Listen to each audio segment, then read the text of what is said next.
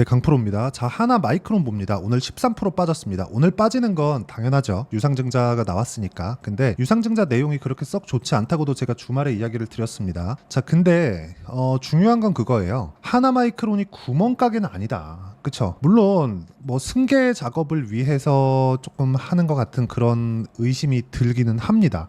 그런데 하나마이크론이 HBM 장비와 삼성전자와 아주 돈독한 관계를 유지하고 있고, 지금까지 D램 시대에, 뭐 물론 지금도 D램 시대이기는 하지만 D램 시대에 있었던 그 하나마이크론과 삼성전자의 관계를 생각하면 사실상 HBM 쪽으로 발전하는 단계에서 하나마이크론의 역할이 한미반도체만큼 중요합니다. 그렇기 때문에 지금 약간 조금 문제는 있어요.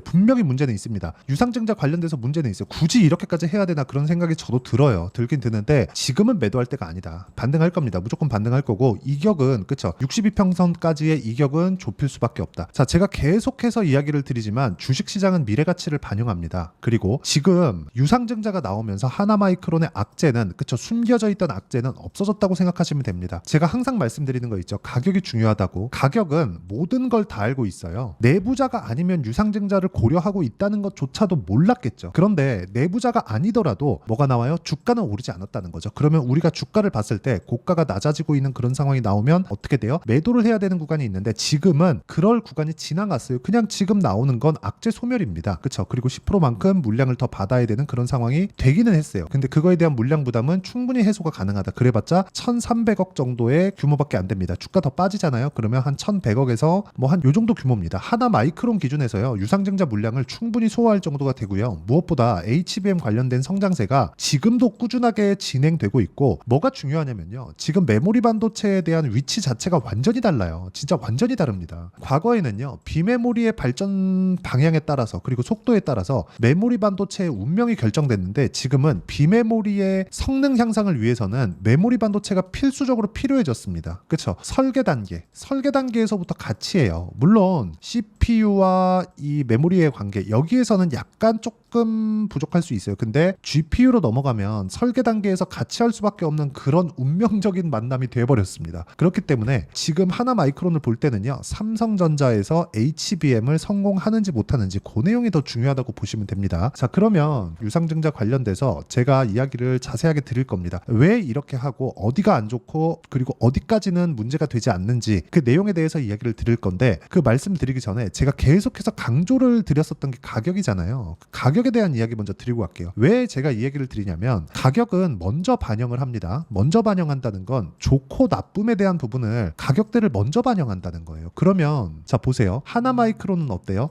나쁜 부분을 먼저 반영해서 주가가 덜 올랐다는 겁니다. 여기다가 한미반도체를 우리가 비교해서 볼게요. 한미반도체. 자, 내용 보시면요, 어떻습니까? 한미반도체가 강한 움직임을 보이고 있을 때 하나마이크론은, 그쵸, 상대적으로 좀 덜 올랐죠. 근데 이때 뭐가 있었느냐? 삼성전자의 내용이, 그쵸, 좀 호재성 내용이 나왔다. 즉 삼성전자가 오늘 2% 올랐다는 건 하나마이크론의 유상증자 이슈가 희석되는 내일부터는 추가적인 반등이 가능하고 이격 조절이 가능하다는 거죠. 못해도 62평, 그쵸, 28,000원까지는 올라올 수 있는데, 이 구간에서 우리가 어떻게 대응해야 될지, 어떤 상황이 나왔을 때, 즉 이격을 어떻게 좁혔을 때, 뭐 5일선과 21선과의 간격, 그리고 21선과 61선의 이런 배열도, 이런 구간에서 어떻게 우리가 봐야 되는지 그 내용을 보겠습니다. 왜 그런지 아시죠? 가격 때문에 그렇고 선반영 구조 때문에 그렇습니다. 자, 그러면 선반영 구조에 맞춰서 매매를 했을 때 우리는 이런 매매가 가능합니다. 자, 내용 보세요. 폴라리스 오피스 어때요? 꾸준하게 강세를 보이고 있는 구간에서 매매. 그쵸? 여기서 매매 안 하죠. 올라가는 구간에서만 매매를 지속적으로 이어와야 된다는 거고, 이런 상황을 우리가 꾸준하게 유지할 수 있어야 주식시장에 참여하는 투자자로서 수익을 꾸준하게 만들어갈 수 있습니다. 자, 이거는 매매가 진행 중이잖아요. 그런데 오늘 시가 공략한 결과 어떻습니까? 오늘 7% 상승 구간에 있었습니다. 이건 제가 지난주 금요일날, 그쵸, 금요일날도 여기 소통방에서 다 공개가 된 내용입니다. 자, 내용 보세요. 5월 17일 시장감에서 폴라리스 오피스 8시 53분 이렇게 내용이 진행이 됐죠. 어떻습니까? 그쵸? 꾸준하게 수익 볼 수 있는 상황을 만들어 갔다는 것, 그쵸? 왜? 신고가 구간에 있으니까. 오늘 같은 경우에도 마찬가지입니다. 장 시작 전에 제가 공유를 해드렸어요. 시장감에서 8시 52분 장 시작 전이죠. 2구 산업 봅니다. 2구 산업. 자, 내용 어때요? 누구나 매매할 수 있게 수익을 받는데도 불구하고 추가적으로 올라가니까 바로 따라붙어서 오늘 15% 정도의 상승 구간에서 마감이 됐습니다. 그리고 최근에 전기, 전선, 뭐 변압기 이쪽 엄청 강하죠. 대한, 전선, 그쵸? 이런 쪽도 보면 올라가는 구간에서 매매를 한 결과 오늘 어때요? 7% 정도의 상승 구간에서 끝났습니다. 이런 부분을 제가 여기 소통방에서 다 공유를 하고 있습니다. 자, 그래서 매매하는 과정에서 그쵸? 올라가는 상황이든 내려가는 상황이든 가격이 먼저 반영한다. 이런 부분을 잘 모르겠다. 그리고 하나마이크론의 그쵸? 반등 구간, 내일부터 시작되는 반등 구간에 내가 어떻게 대처를 해야 될지 잘 모르겠다 하시는 분들은요. 소통방에 들어오시면 되고요. 소통방은 무료로 진행합니다. 왜? 채널 성장을 위해서 하는 거니까 구독과 좋아요 눌러주시고요. 상단에 있는 전화번호로 구독 또는 10억이라고 문자 보내주시면 제가 소통방 입장 링크를 순차적으로 공유를 해드리도록 하겠습니다. 왜 이렇게 진행을 하느냐? 자, 주식시장은요. 미래가치를 반영합니다. 즉 가격이 먼저 움직인다는 거죠. 그렇기 때문에 실시간 타점이 무조건 필요하다는 점. 가격은 빨라요. 싸게 사지 않으니까. 주가가 내릴 때나 시세가 천천히 움직이고 약해지는 거지 올라갈 때는 굉장히 빠르게 다니죠. 그렇기 때문에 실시간 타점이 필요한 겁니다. 그리고 무엇보다 중요한 내용인데 완성되어 있는 매매를 보잖아요. 모두 다 그렇죠. 모두 다 뭐가 나와요?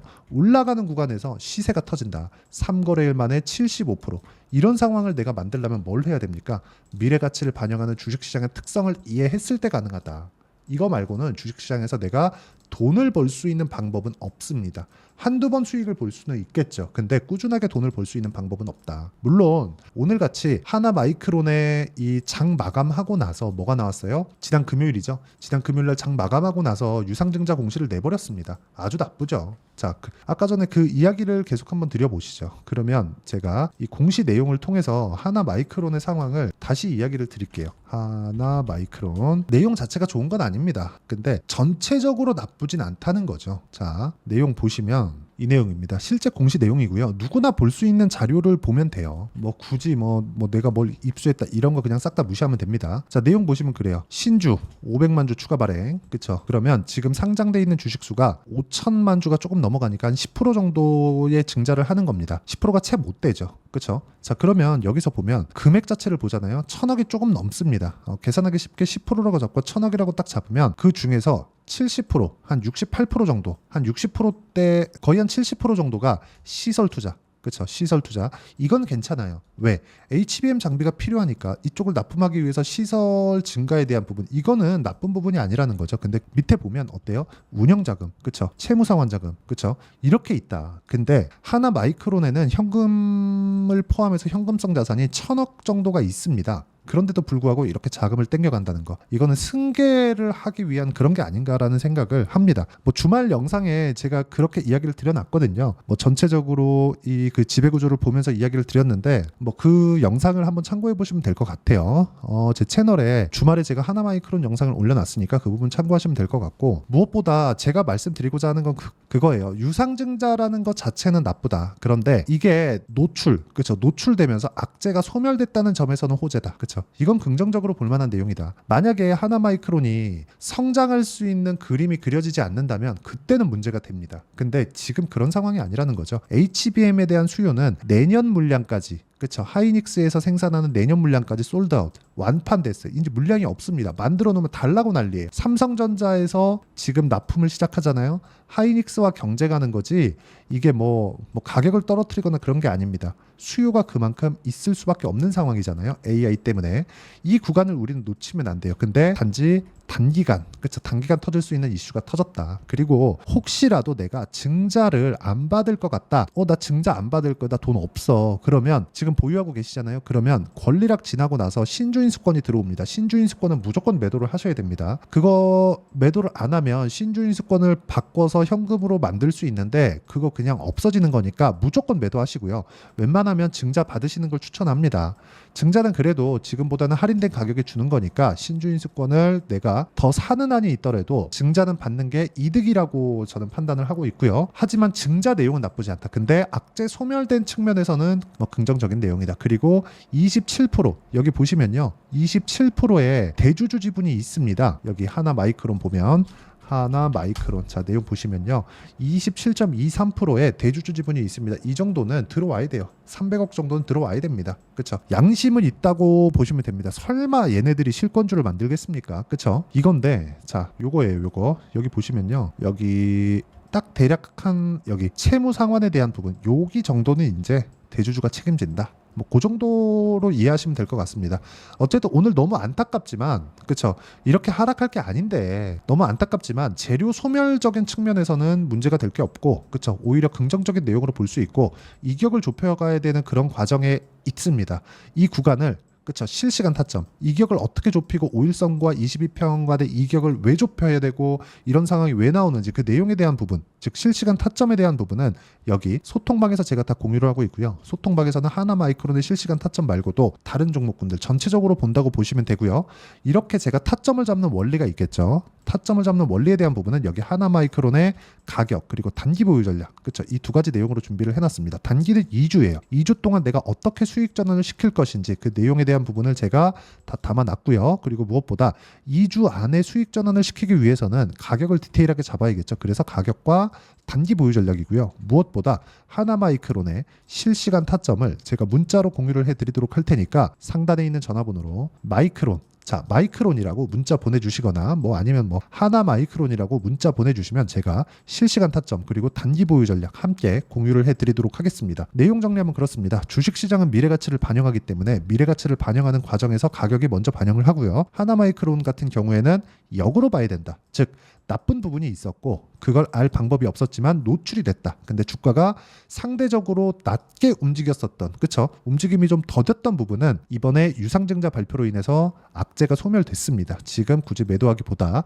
증자까지 생각하는 그런 매매 전략이 필요하고, 그런 내용에서 실시간 타점은 여기 소통방에서 다 공유를 하고 있으니까 상단에 있는 전화번호로 구독 또는 10억이라고 문자 보내주시면 되고요. 그리고 뭐 전체적으로 뭐 내가 뭐 이격도에 대한 부분 그리고 2주 동안 어떻게 수익을 전환시켜야 되는지 그 내용에 대한 부분은 여기 단기 보유 전략으로 내용 준비를 해놨으니까 상단에 있는 전화번호로 하나나 뭐 하나 마이크론이나 이렇게 문자 보내주시면 제가 실시간 타점과 함께 문자로 공유를 해드리도록 하겠습니다. 그리고 이런 식의 종목군들을 우리가 어떻게 판단하고 어떻게 봐야 되는 건지, 그리고 다음 종목군들을 어떻게 잡아 가야 되는 건지 그 내용에 대한 부분을 제가 다 이해를 시켜드리도록 할 테니까 영상 끝까지 시청하시고요. 모든 분들이 성공 투자하셨으면 참 좋겠습니다. 자, 24년도가 돼도 여전히 시장은 녹록지 못합니다. 이런 상황이 벌어지는 건 어쩔 수 없습니다. 이런 상황에서도 수익이 나는 종목들의 구조는 변하지 않습니다. 즉 대시세 종목에 대한 구조는 변하지 않는다는 거고, 실제 제가 소통방에서 지속적으로 이야기를 드리고 있는 내용도 대시세 종목이나 시장 주도주를 공략하는 건 철저하게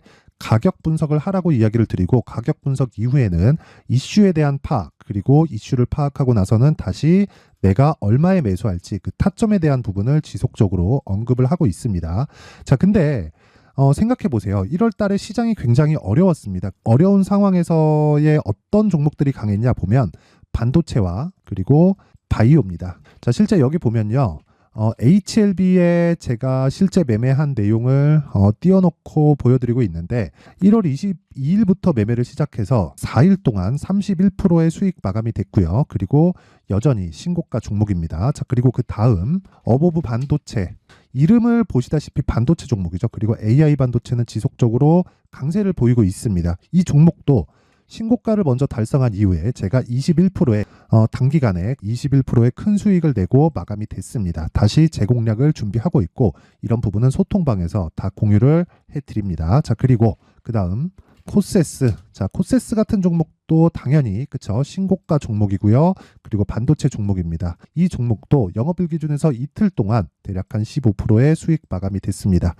내용을 한번 보시면 어떻습니까? HLB를 포함해서 뭐 30%, 20%, 뭐 15% 이런 식의 수익이 지속적으로 발생하고 있는데, 이 세 종목 모두 다 신고가 종목이고 1월 달에 시장이 약세를 보이고 있는 구간에서도 강했었던 그런 종목입니다. 특징점이 하나 있는데 그 이슈에 앞서서 가격이 먼저 반영했다는 거죠. 자, 근데 그게 기업 밸류업 프로그램이라고 하죠. 그 종목들도 마찬가지입니다. 오늘은 그 부분에 대해서 이야기를 드릴 텐데, 그렇게 제가 가격을 먼저 보고 이슈에 대해서 파악하는 이유는 결과적으로는 큰 시세를 먹기 위한 사전 준비 작업입니다. 실제로 큰 시세를 먹기 위해서 사전 준비 작업을 했을 때 여기 레인보우 로보틱스 127% 그리고 ISC 98% 그리고 한미반도체 97%의 큰 수익을 내는 상황을 만들 수 있습니다. 어떤 식으로 소통방에서 진행됐는지 그쵸? 그 상황을 제가 이야기를 드린 건데 이런 상황도요 당연히 신고가를 공략했을 때 가능한 겁니다. 자 그러면